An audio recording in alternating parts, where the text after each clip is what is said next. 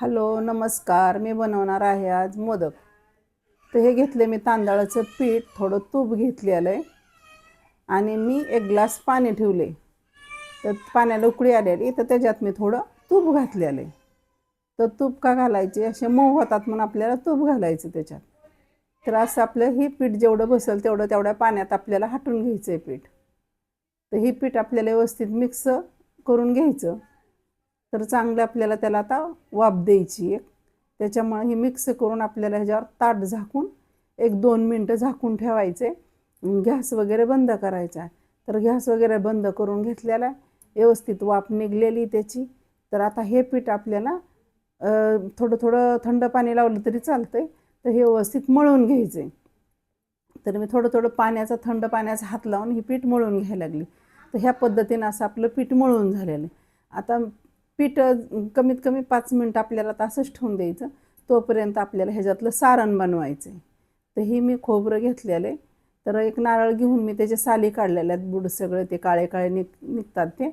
आणि मी आता मिक्सरला वाटून हे असं तूप थोडं टाकून मी भाजून घेते.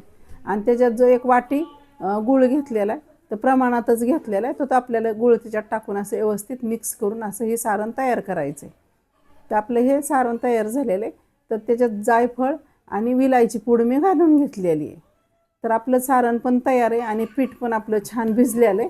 तर आता आपण छोटे छोटे त्याचे गोळे करून अशा पात्या करून आपल्याला त्याचे मोदक बनवून घ्यायचे. तर मोदक मी हातानंच बनवणार आहे. मी काय साच्यानं वगैरे बनवणार नाही आहे आणि माझ्याकडे साचा पण नाही आहे. जशी येतील तसे मी असे मोदक बनवून घेणार आहे. तशी पातळ पाती त्याची लाटून घ्यायची. आणि हे तुम्ही हातावर पण करू शकताय किंवा बेलण्यानं पण लाटू शकताय. आणि जसे येईल तसं मी करणार आहे आणि तुम्हाला दाखवणार आहे. तर हे बघा, असे आपल्या त्याच्या छोटे छोटे अशा नेऱ्या केल्यासारख्या त्याच्या छोट्या छोट्या प्लेट पाडायच्या त्याच्या आणि असे मोदक बनवून घ्यायचा. तर हा मोदक मी आता बनवून घेतला आहे. तर ही असं म्हणजे सगळे मोदक मी आता असे बनवून घेणार आहे.